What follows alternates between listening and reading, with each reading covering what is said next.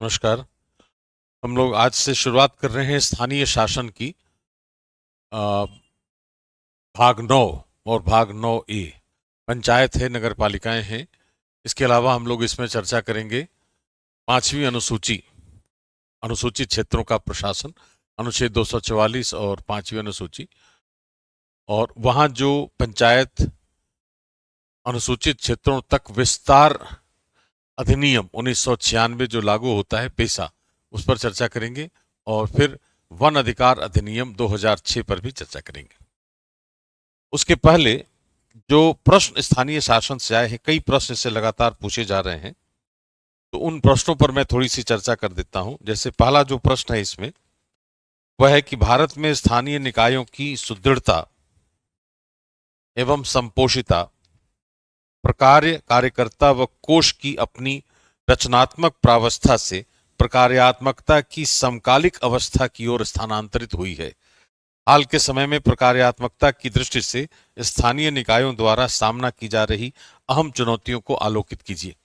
भाषा इसकी बड़ी क्लिष्ट है। 3 बातें लिखी गई हैं कि प्रकार्य, कार्यकर्ता और कोष की अपनी रचनात्मक प्रावस्था से प्रकार्यात्मकता की समकालिक अवस्था की ओर स्थानांतरित हो गई है।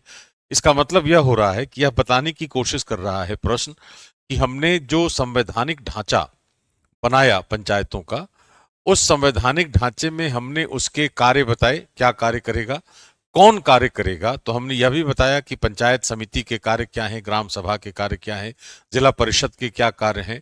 तो प्रकार्य भी है, उसका फंक्शंस भी है, कार्यकर्ता भी है कि जो कार्य करेगा। और इसके अलावा जो संपोषिता है, वह कैसे काम कर रही है, कि वित्त की स्थिति क्या है, कहां से वित्त का स्रोत है उसका, और कौन कार्य कर रहा है और क्या कार्य कर रहा है। सारी जो संरचनात्मक बातें हैं, संरचना की दृष्टि से हमारा जो हमारे जो प्रावधान है स्थानीय शासन के, वो तो बहुत ताकतवर है। लेकिन आज का जो समय है उसमें जितनी भी संरचना की बातें हैं, उनको अब व्यवहार में लाने की आवश्यकता हो गई है। तो हमें यह बताना है इस प्रश्न में कि क्या ऐसा परिवर्तन हुआ है घरेलू और वैश्विक स्तर पर, राज्य के स्तर पर, कि आपको पंचायतों को अब अधिक व्यवहारिक बनाने की आवश्यकता उत्पन्न हो गई है। इसकी पहले चर्चा करेंगे, फिर उसके बाद यह बताएंगे कि आखिर अगर अगर हमने पंचायतों को प्रकार्यात्मकता की दृष्टि से, व्यवहारिकता की दृष्टि से आगे बढ़ाया, तो सामने चुनौतियां कौन सी हैं, उनको बताने की जरूरत है। एक प्रश्न यह है। दूसरा प्रश्न है कि स्थानीय स्वशासन की संस्थाओं में महिलाओं के लिए सीटों के आरक्षण का भारत के राजनीतिक प्रक्रम के पितृतंत्रात्मक अभिलक्षण पर एक सीमित प्रभाव पड़ा है। टिप्पणी कीजिए। महिलाओं के लिए हमने आरक्षण दिया है पंचायतों में, 1/3 सीटों का आरक्षण है, लेकिन प्रश्न यह कह रहा है कि पंचायतों में आरक्षण दिए जाने के बावजूद जो पितृतंत्रात्मक स्थिति है, हमारी पितृसत्ता जो हमारे समाज में विद्यमान है, कि पुरुषों का प्रभुत्व है महिलाओं पर, वह अभी भी बना हुआ है। और इस आरक्षण का प्रभाव बहुत अधिक नहीं पड़ा पितृतंत्र पर, और महिलाओं की स्थिति में बहुत सुधार नहीं हुआ है। क्या आप सहमत हैं? इस पर बात करनी है। इसके अलावा जो प्रश्न है इसमें, वह है कि भारत में स्थानीय शासन के एक भाग के रूप में पंचायत प्रणाली के महत्व का आकलन कीजिए। विकास परियोजनाओं के वित्तीयन के लिए पंचायतें सरकारी अनुदानों के अलावा किन स्रोतों को खोज सकती हैं? राइट। तो यह बताना है कि पंचायत प्रणाली का महत्व क्या है, स्थानीय शासन क्या होता है भारत में, पंचायत प्रणाली का महत्व क्या है, क्या उसका उद्देश्य है, क्या लाभ उसके हो सकते हैं, और कहां कहां से वित्त प्राप्त कर सकती हैं पंचायतें सरकार के अनुदानों के अलावा। इसके बाद प्रश्न है कि भारत में स्थानीय स्वशासन पद्धति शासन का प्रभावी साधन साबित नहीं हुई है। इस कथन का समालोचनात्मक परीक्षण कीजिए तथा स्थिति में सुधार के लिए अपने विचार प्रस्तुत कीजिए। कैसे उसको और प्रभावी बनाया जा सकता है, इसकी चर्चा की जानी है इस प्रश्न के उत्तर में। फिर है कि सुशिक्षित और व्यवस्थित स्थानीय स्तर शासन व्यवस्था की अनुपस्थिति में पंचायतें और समितियां मुख्यतः राजनीतिक संस्थाएं बनी रही हैं, न कि शासन के प्रभावी उपकरण। समालोचना पूर्वक चर्चा कीजिए। यह कह रहा है कि जो पंचायतों में, जो स्थानीय शासन में जो लोग शामिल होते हैं, वो न तो सुशिक्षित हैं और न ही उनकी जो संरचना है, उनकी कार्य प्रणाली है, वह व्यवस्थित है। इस कारण से कई तरह की समस्याएं आ रही हैं और राजनीतिक रूप से तो वो सक्रिय अवश्य हैं, लेकिन शासन और प्रशासन की दृष्टि से वो बहुत प्रभावकारी साबित नहीं हो पाई हैं। इतने प्रश्न हमारे सामने स्थानीय शासन से संबंधित हैं। इसका मतलब है कि लगभग बहुत फ्रीक्वेंटली, इसको कहें बहुत फ्रीक्वेंटली ऐसा प्रश्न पूछा जा रहा है, जो बहुत स्वाभाविक है कि शासन और प्रशासन जो भारत का है वो त्रिस्तरीय शासन है। आगे हम लोग इस पर चर्चा करते हैं कि कैसे त्रिस्तरीय है वह। तो जाहिर है प्रशासक की दृष्टि से पंचायत प्रणाली का, स्थानीय शासन का विशेष महत्व है, इसलिए इस पर प्रश्न पूछा जाना बहुत स्वाभाविक है। तो भविष्य में भी इस पर प्रश्न पूछे जाएंगे, राइट। अब हम लोग स्टार्ट इसको करें जब, तो जो शब्द है हमारे सामने स्थानीय शासन। शासन तो हो गया विधायन, क्रियान्वयन या कार्यान्वयन और अधिनिर्णयन की। लोकल का मतलब होता है यहां कि जो निचले स्तर पर कार्य करने वाली संस्थाएं हैं उनको हम स्थानीय शासन की निकाय कह सकते हैं। इसको परिभाषित करते हैं कि स्थानीय शासन लोक प्रशासन के, किसी भी देश में लोक प्रशासन का जो सबसे निचला स्तर है वहां की प्रशासनिक व्यवस्था को हम स्थानीय शासन की संज्ञा देते हैं। या एक वाक्य लिखिए परिभाषा के तौर पर, फिर आगे बढ़ते हैं कि किसी देश में लोक प्रशासन के सबसे निचले स्तर पर, लोक प्रशासन के सबसे निचले स्तर पर कार्य करने वाले प्रशासन को स्थानीय शासन की संज्ञा दी गई है। स्थानीय शासन की संज्ञा दी गई है।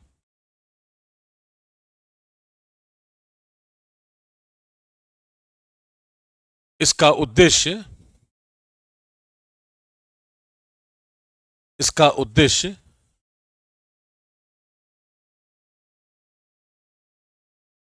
लोकतंत्र और विकास के बीच संतुलन बनाना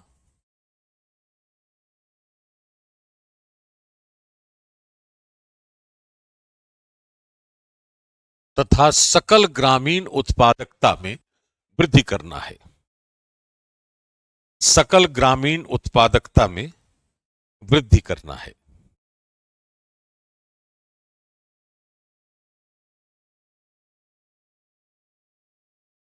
राइट। ये उसका महत्व है कि इसका मतलब हो गया कि लोक प्रशासन का सबसे निचला स्तर है स्थानीय शासन और उसके दो उद्देश्य हैं। अब वो क्यों ऐसे उद्देश्य रखे गए भारत के संदर्भ में अगर देखा जाए तो क्यों ऐसा उद्देश्य है? एक, लोकतंत्र और विकास के बीच संतुलन बनाना, और दूसरा है कि ग्रॉस रूरल प्रोडक्टिविटी, सकल ग्रामीण उत्पादकता क्या होती है, क्या उसका कॉन्सेप्ट है और वो कैसे पंचायती राज प्रणाली उसको कैसे बढ़ा सकती है। तो ऐसा कहा जाता है, जैसे हम लोकतंत्र और विकास की बात करें पहले,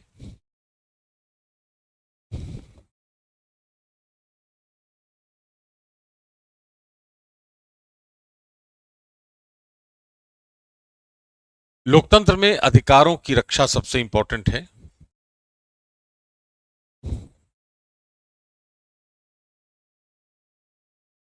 और विकास का मतलब हो गया संसाधनों का दोहन करना है, या अनुप्रयोग कहेंगे इसको, यूटिलाइजेशन ऑफ रिसोर्सेस। राइट। आमतौर पर ऐसा हम देखते हैं कि जब हम संसाधनों का अनुप्रयोग करते हैं तो हमें अधिकारों को सीमित करने की आवश्यकता होती है। जब तक हम व्यक्ति के अधिकारों को निर्बंधित या सीमित नहीं करते, विकास के कार्य आमतौर पर नहीं होते। इसका मतलब कि जब विकास की गति बढ़ानी हो, विकास को बढ़ाना हो अगर, तो लोकतंत्र के अधिकारों को नीचे लाना पड़ेगा, सीमित करना पड़ेगा। इसी प्रकार अगर लोकतांत्रिक अधिकारों की रक्षा की बात करें तो विकास के साथ समझौता करना पड़ेगा। इसलिए ऐसा यह कहा जाता है, एक जनरल वक्तव्य है इसका सामान्य रूप से, कि लोकतंत्र और विकास निर्बाध रूप से साथ नहीं चल सकते। इस पर एक प्रश्न पूछा है कमीशन ने पहले कि लोकतंत्र की एक बड़ी चुनौती के रूप में आर्थिक पिछड़ेपन की पहचान कीजिए। क्या लोकतंत्र और विकास निर्बाध रूप से साथ चल सकते हैं? आर्थिक पिछड़ेपन अगर है तो जाहिर है लोकतांत्रिक अधिकारों का उल्लंघन होगा। तो आर्थिक पिछड़ापन दूर करना होगा हमें। आर्थिक पिछड़ापन दूर करने के लिए विकास को गति देनी होगी और विकास को गति देने के लिए अधिकारों को सीमित करना होता है।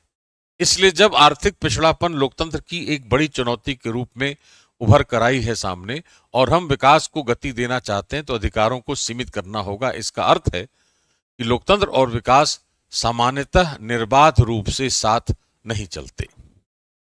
इसके लिए हमें एक कॉन्सेप्ट यूज करने की जरूरत होती है जिसको हम कहते हैं 3D कॉन्सेप्ट। 3D कॉन्सेप्ट का मतलब है कि एक तरफ डेमोक्रेसी है, आगे लिखवाता हूं आपको डिटेल्स में, एक तरफ डेवलपमेंट है तो बीच में डिसेंट्रलाइजेशन है। विकेंद्रीकरण अगर सुदृढ़ होगा तो हम लोकतंत्र और विकास दोनों को संतुलित करके दोनों के निर्बाध रूप से आगे चलने की स्थिति को सुनिश्चित कर सकते हैं। ठीक है, इसमें एक पैराग्राफ में लिखवाता हूं आपको, फिर आगे बढ़ते हैं हम लोग। लोकतंत्र और विकास एक हेडिंग रहेगी, में लिखना है कि लोकतांत्रिक व्यवस्था में अधिकारों का संरक्षण सबसे महत्वपूर्ण है। लोकतांत्रिक व्यवस्था में अधिकारों का संरक्षण सबसे महत्वपूर्ण होता है। इस कारण कई अवसरों पर विकास की गति या दर धीमी हो जाती है। विकास की गति या दर धीमी हो जाती है। दूसरी ओर विकास की गति बढ़ाने के उद्देश्य से विकास की गति बढ़ाने के उद्देश्य से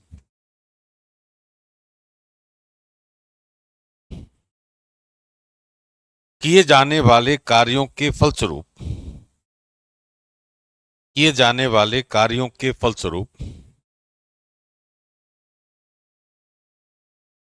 लोकतांत्रिक अधिकारों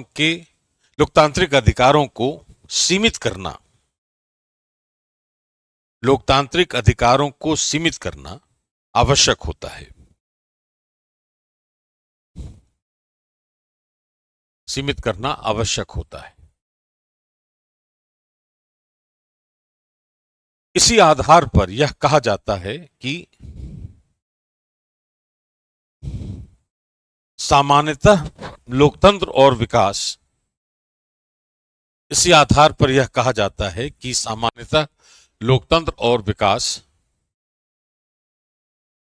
निर्बाध रूप से साथ नहीं चलते। निर्बाध रूप से साथ नहीं चलते।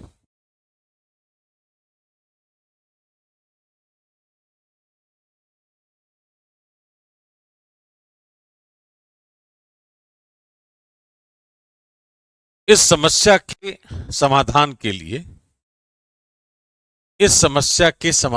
लिए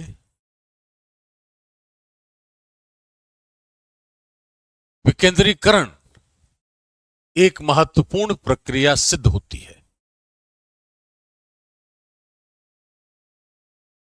विकेंद्रीकरण एक महत्वपूर्ण प्रक्रिया सिद्ध होती है।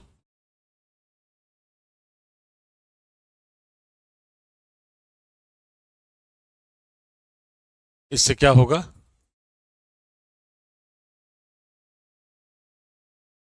निचले स्तर पर संसाधनों का प्रभावकारी आवंटन विकेंद्रीकृत ढांचे से,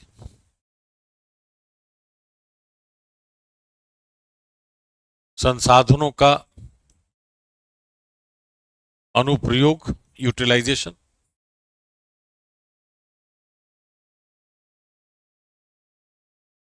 विकास के लाभों का वितरण और इससे अधिकारों का संरक्षण।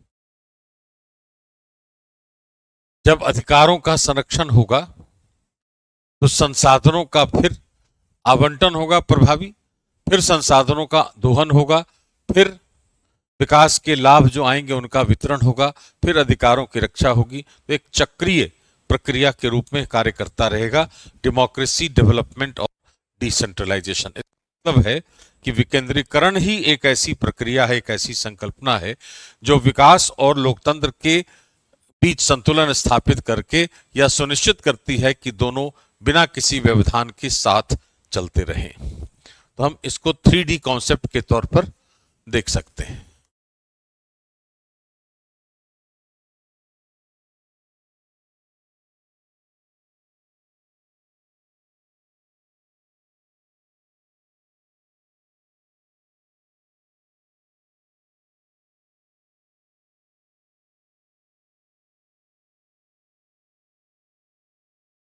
बीच में विकेंद्रीकरण कर दिया, इधर लोकतंत्र है और इधर विकास है।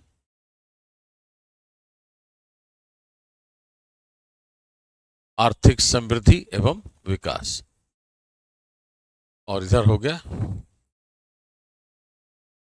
अधिकार संरक्षण।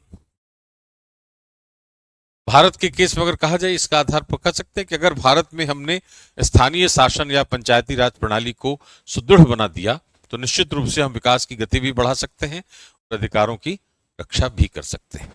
एक एस्पेक्ट तो यह है जो अभी हमने बात की थी। यहाँ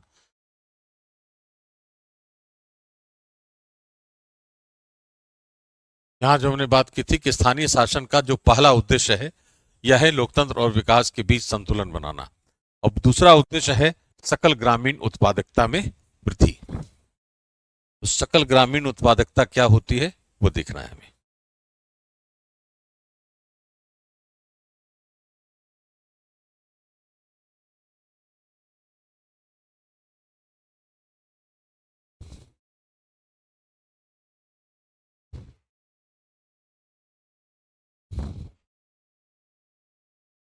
ग्रॉस रूरल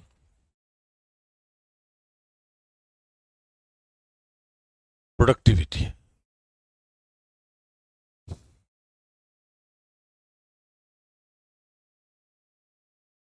इसके अनिवार्य घटक क्या है?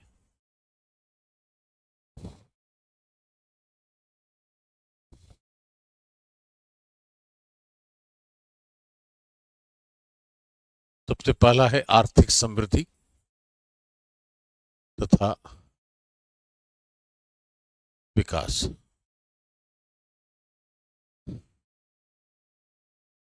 दूसरा है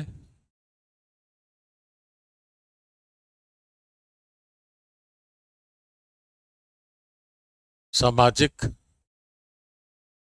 आर्थिक समानता, और तीसरा है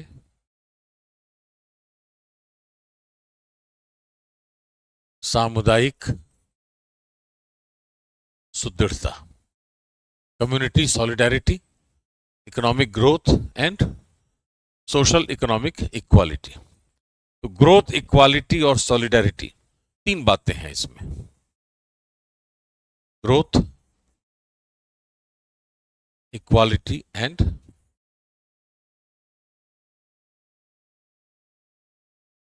अगर हम समानता, इसमें सबसे महत्वपूर्ण है यह। क्यों? क्योंकि अगर हम सामाजिक आर्थिक समानता बरतेंगे तो अंतर्वैयक्तिक संबंध बेहतर होगा, जिससे सामुदायिक सुदृढ़ता बढ़ेगी। सामुदायिक सुदृढ़ता बढ़ेगी तो सामाजिक पूंजी बढ़ेगी, सामाजिक पूंजी बढ़ेगी तो मानव पूंजी बढ़ेगी, और मानव पूंजी बढ़ेगी तो आर्थिक समृद्धि और विकास होगा। इस रूप में हम उसका एक इंटरलिंक देख सकते हैं। वो कैसे?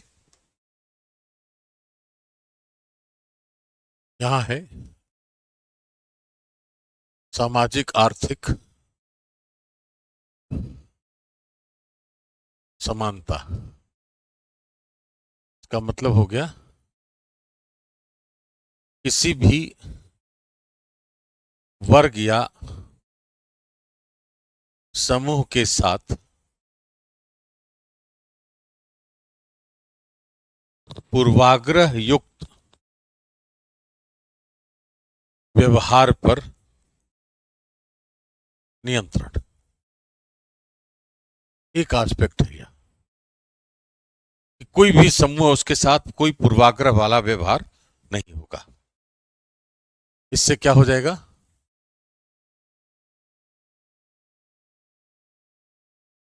अंतर्वैयक्तिक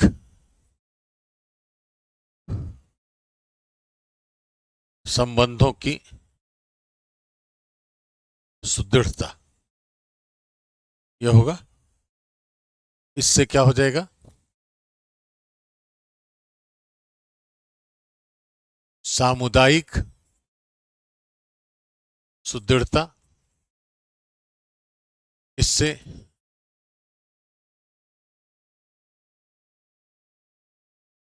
सामाजिक पूंजी का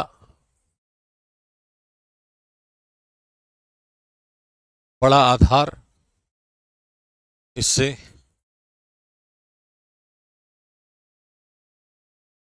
मानव पूंजी का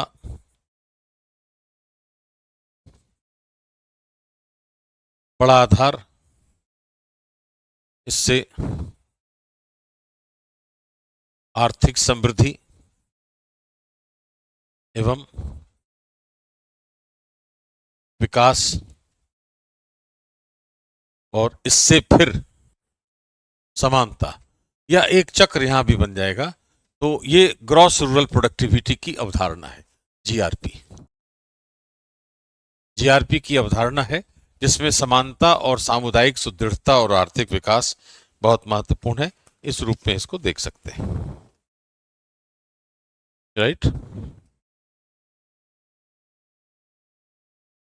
अब देखना है कि भारत में जो स्थानीय शासन है उसकी स्थिति क्या है।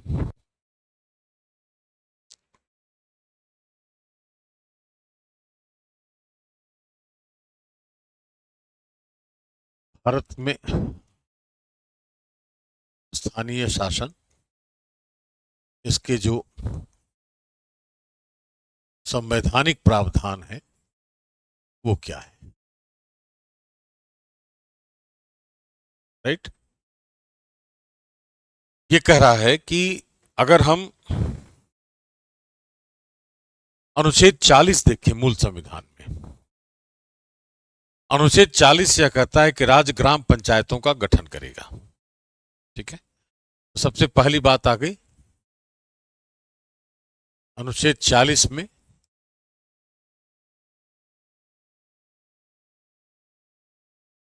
ग्राम पंचायतों का गठन। अब अगर अनुच्छेद 1 और अनुच्छेद 40 को एक साथ पढ़े तो अनुच्छेद 1 यह कह रहा है कि भारत अर्थात इंडिया राज्यों का संघ होगा। तो अनुच्छेद 1 में राजनीतिक रूप से दो स्तर बनाए गए हैं, केंद्र और राज्य के, संघ और राज्य के। और अगर 40 को उसके साथ जोड़कर पढ़ें तो पंचायतों की बात आ रही। इसका मतलब कि अनुच्छेद 1 और 40 भारत के राजनीतिक प्रशासनिक ढांचे को त्रिस्तरीय बनाता है, ऐसा कहा जाएगा। लिखिए इसमें कि मूल संविधान में अनुच्छेद 40 में, मूल संविधान में अनुच्छेद 40 में ग्राम पंचायतों के गठन के लिए, ग्राम पंचायतों के गठन के लिए राज्य को उत्तरदायी बनाया गया है।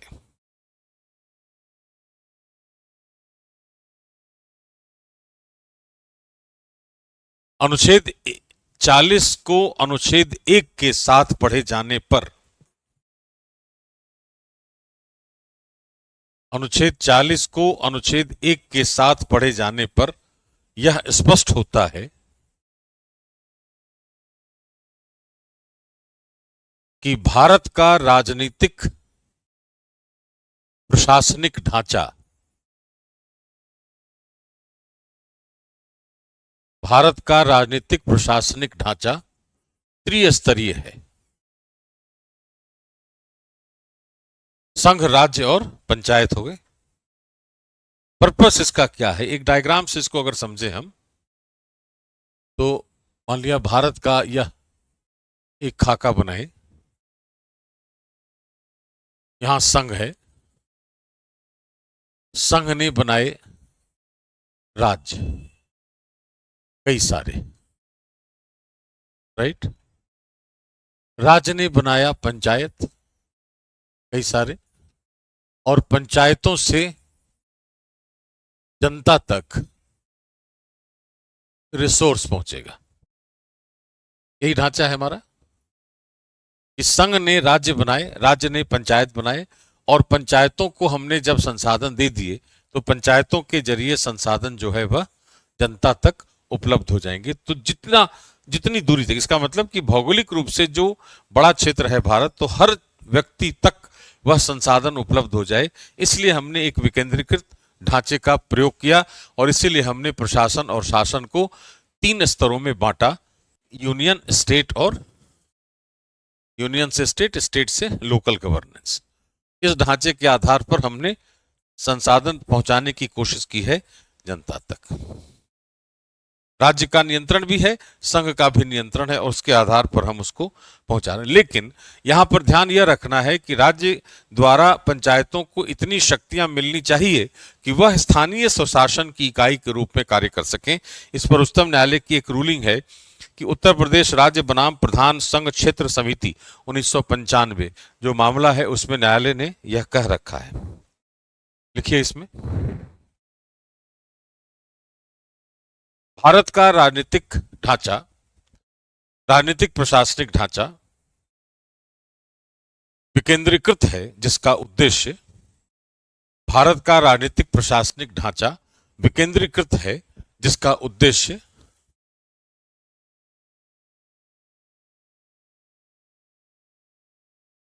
संसाधनों का निचले स्तर तक समतामूलक वितरण करना है। संसाधनों का निचले स्तर तक समतामूलक वितरण करना है।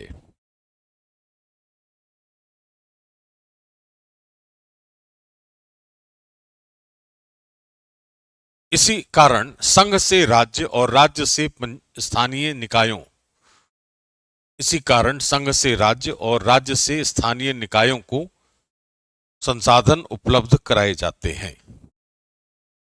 संसाधन उपलब्ध कराए जाते हैं।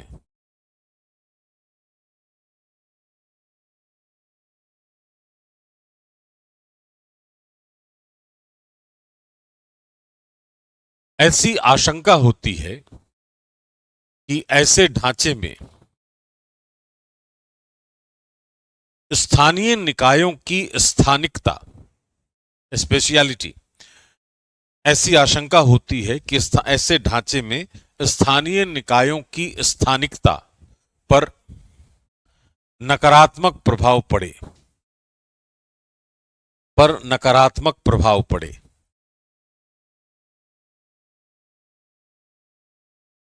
इस समस्या के समाधान के लिए,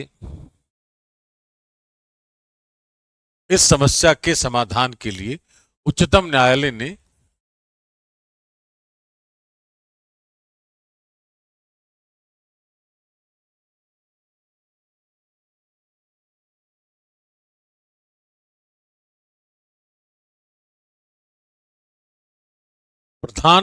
उत्तर प्रदेश राज्य बनाम प्रधान संघ क्षेत्र समिति 1995 मामले में, उत्तर प्रदेश राज्य बनाम प्रधान संघ क्षेत्र समिति 1995 मामले में यह कहा है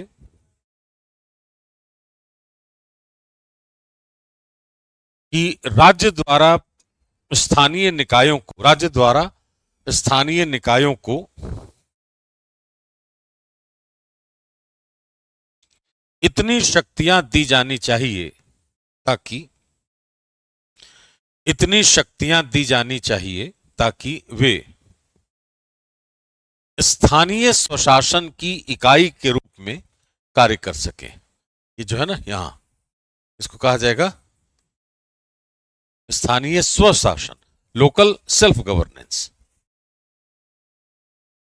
ताकि वे स्थानीय स्वशासन की इकाइयों के रूप में कार्य कर सकें। यह उसका संवैधानिक प्रावधान है, अनुच्छेद 1 और 40 का। देखिए, इस ढांचे को, इस ढांचे की सुदृढ़ता के लिए, इस ढांचे की सुदृढ़ता के लिए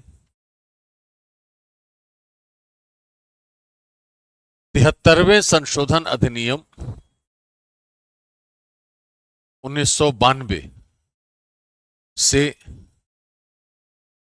भाग 9 अनुच्छेद 243 से 243 ओ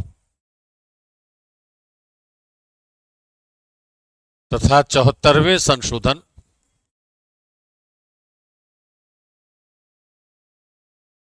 अधिनियम 1992 से भाग 9 ए अनुच्छेद 243 पी से 243 जेड जी जोड़ा गया है।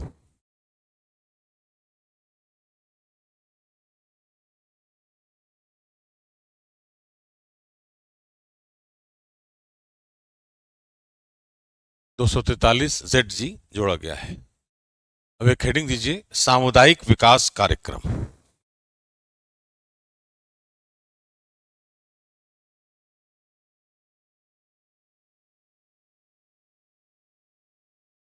लिखिए,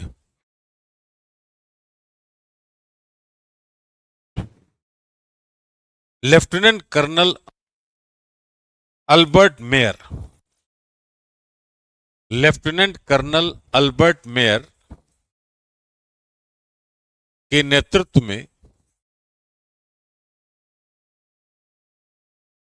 अमेरिका में आरंभ की गई एक स्थानीय विकास परियोजना, लेफ्टिनेंट कर्नल अल्बर्ट मेयर के नेतृत्व में अमेरिका में एक स्थानीय परियोजना से प्रेरित है। भारत की जो परियोजना है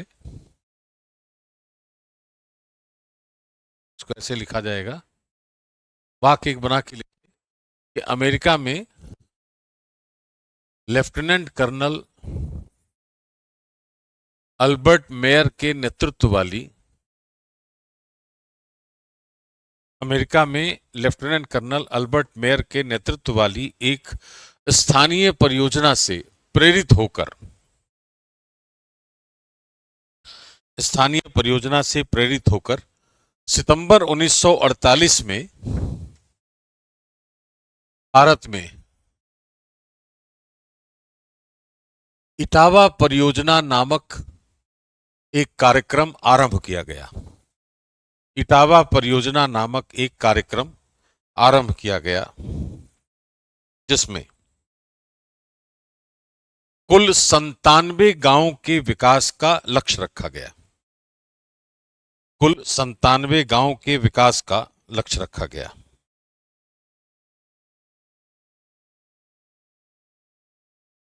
इसी पृष्ठभूमि में या इसी आधार पर 2 अक्टूबर 1952 को सामुदायिक विकास कार्यक्रम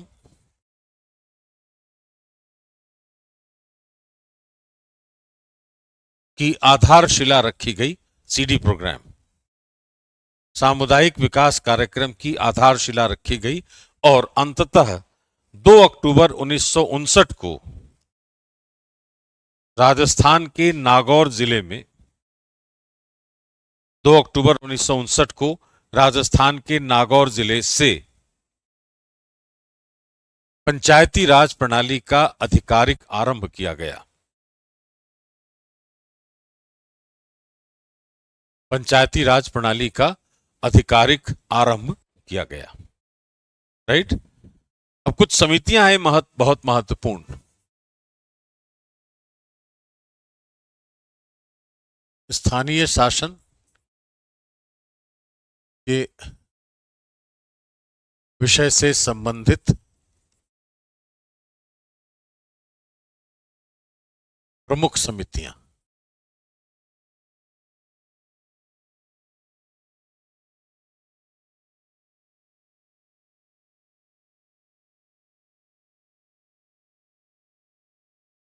जैसे पहली है बलवंत राय मेहता समिति 1957।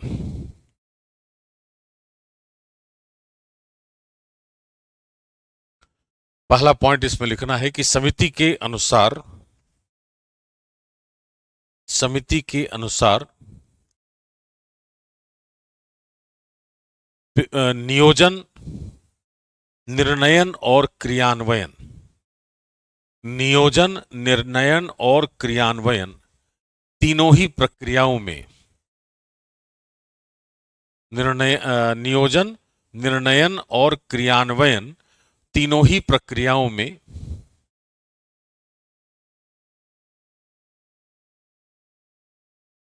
समुदाय की भूमिका बढ़ाई जानी चाहिए।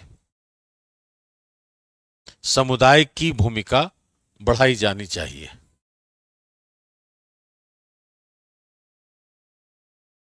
दूसरा है कि समिति ने एक त्रिस्तरीय स्थानीय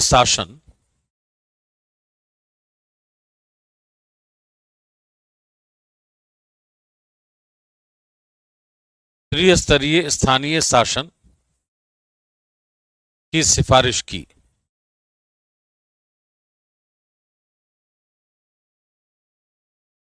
गांव के स्तर पर ग्राम पंचायत,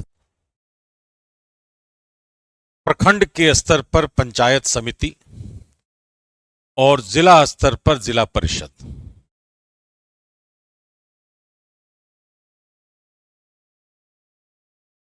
नेक्स्ट पॉइंट है, तीनों ही स्तरों पर कार्यरत संस्थाएं आपस में जुड़ी होनी चाहिए। तीनों ही स्तर पर कार्यरत संस्थाएं आपस में जुड़ी होनी चाहिए। नेक्स्ट है, सभी स्तरों पर शक्तियों का प्रभावकारी हस्तांतरण होना चाहिए। सभी स्तरों पर शक्तियों का प्रभावकारी हस्तांतरण होना चाहिए।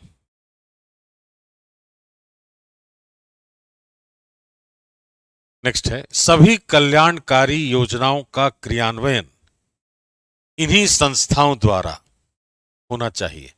सभी कल्याणकारी कार्यक्रमों का क्रियान्वयन इन्हीं संस्थाओं द्वारा होना चाहिए। और एक और है कि जिला परिषद के अध्यक्ष के रूप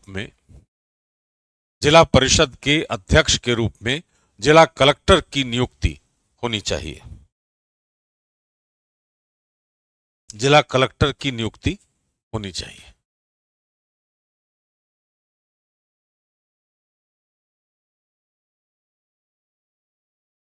दूसरी है सादिक अली समिति 1964।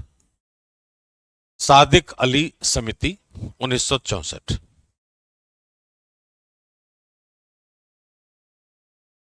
इस समिति के गठन का मूल उद्देश्य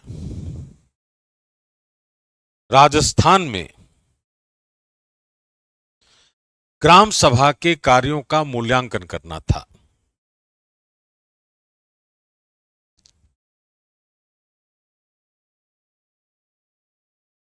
समिति के अनुसार महिलाओं की निम्न भागीदारी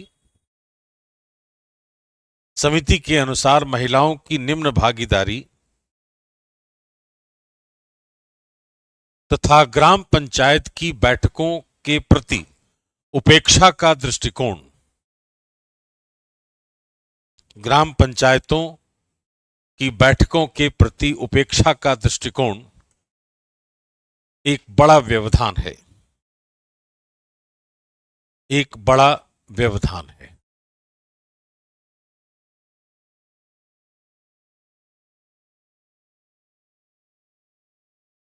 तीसरी है संथानम समिति 1964।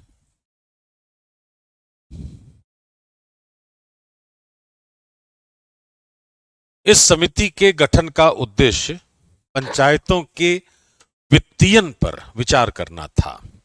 इस समिति के गठन का उद्देश्य पंचायतों के वित्तीयन पर विचार करना था।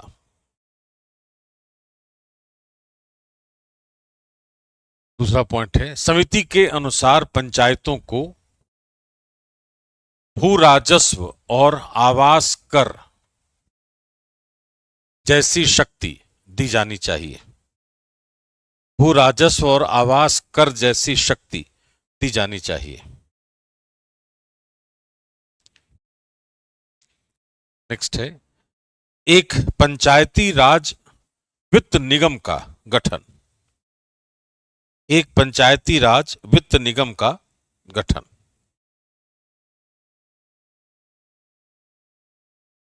नेक्स्ट है, वित्तीय स्वायत्तता के लिए पूर्व निर्धारित उद्देश्यों के बिना अनुदान दिए जाने चाहिए। पूर्व निर्धारित उद्देश्यों के बिना अनुदान दिए जाने चाहिए। राइट। नेक्स्ट है, GL व्यास 1973। GL व्यास समिति 1973। इसके गठन का उद्देश्य पंचायतों की कार्यप्रणाली का मूल्यांकन था।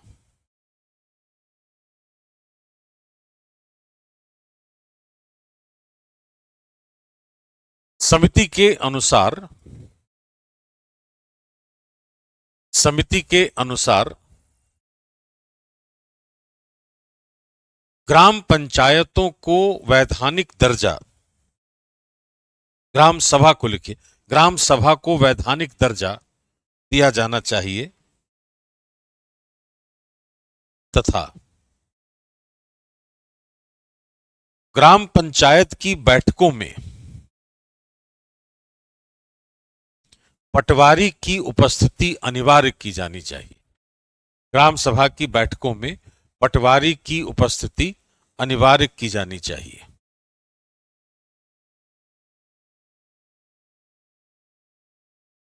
इसके बाद है अशोक मेहता समिति 1977।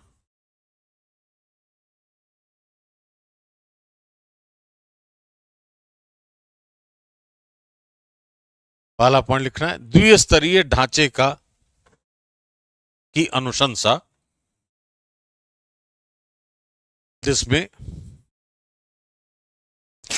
जिला परिषद और मंडल पंचायत, गांव का समूह हो जाएगा। यह वहां ग्राम पंचायत या मंडल पंचायत, बहुत सारी पंचायतों का समूह, गांव का समूह, जिसमें जिला परिषद और मंडल पंचायत शामिल होंगे।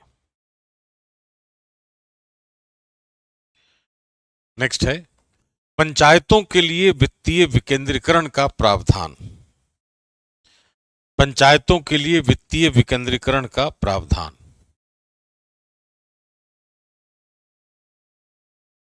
पंचायतों में कमजोर वर्गों के लिए आरक्षण। पंचायतों में कमजोर वर्गों के लिए आरक्षण। नेक्स्ट है, महिलाओं के लिए कम से कम 2 सीटों का आरक्षण।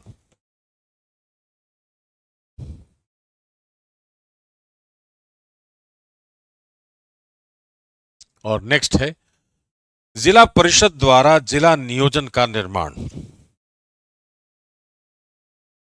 जिला परिषद द्वारा जिला नियोजन का निर्माण। नेक्स्ट लिखना है, हनुमंतराव समिति 1983। हनुमंतराव समिति 1983।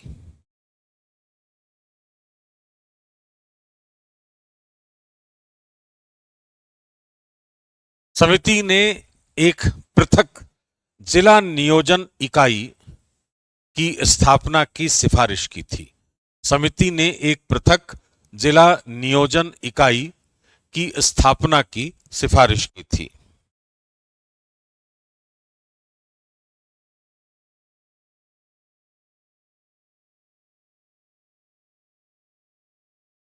ऐसी इकाई की अध्यक्षता जिला कलेक्टर द्वारा की जानी चाहिए।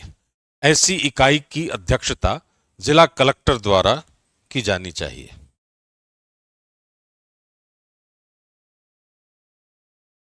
इसके बाद है GVK राव समिति 1985। GVK राव समिति 1985। पंचायतों में नियमित निर्वाचन की सिफारिश।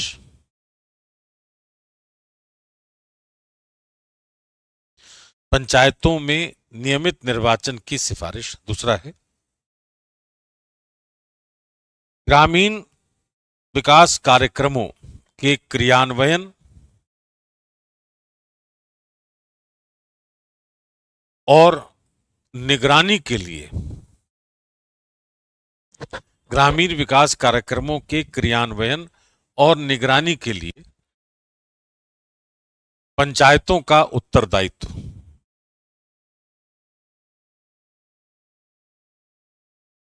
और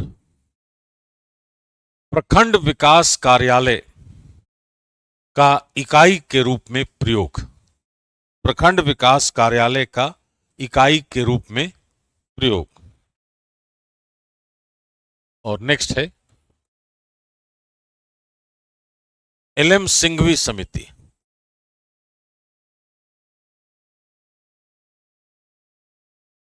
1986।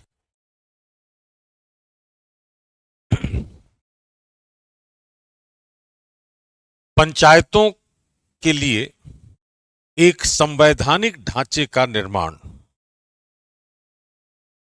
पंचायतों के लिए एक संवैधानिक ढांचे का निर्माण। नेक्स्ट है विकेंद्रीकृत लोकतंत्र या लोकतांत्रिक विकेंद्रीकरण की इकाई के रूप में, लोकतांत्रिक विकेंद्रीकरण की इकाई के रूप में ग्राम सभा को मान्यता। लोकतांत्रिक विकेंद्रीकरण की इकाई के रूप में ग्राम सभा को मान्यता। नेक्स्ट है पंचायतों में स्वतंत्र और निष्पक्ष निर्वाचन के प्रावधान। पंचायतों में स्वतंत्र और निष्पक्ष निर्वाचन के प्रावधान। और एक और है कि पंचायतों से संबंधित विवादों के समाधान के लिए, पंचायतों से संबंधित विवादों के समाधान के लिए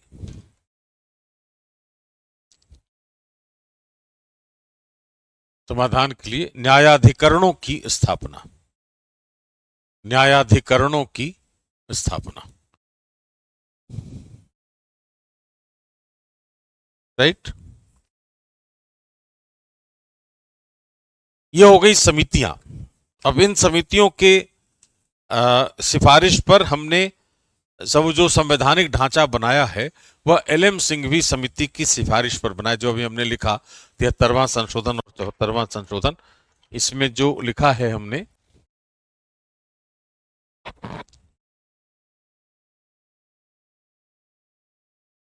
यह जो है यह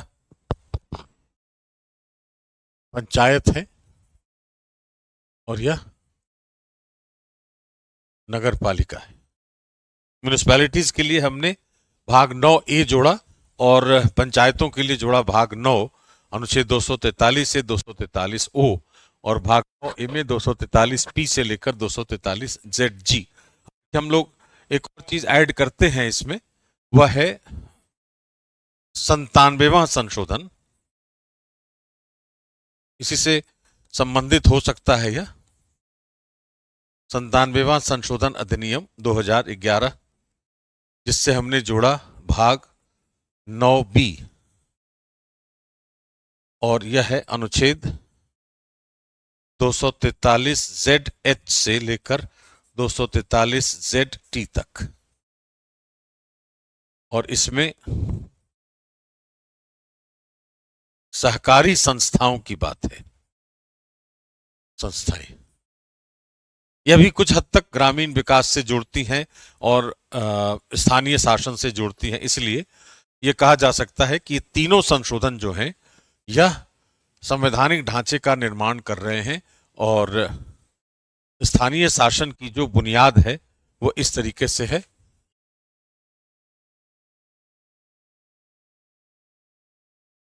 एक हो गया पंचायत,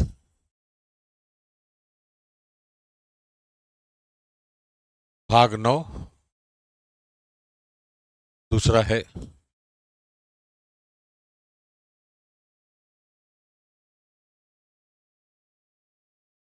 भाग 9A। और तीसरा है सहकारी संस्थाएं, भाग 9B। और ये है भारत में स्थानीय शासन का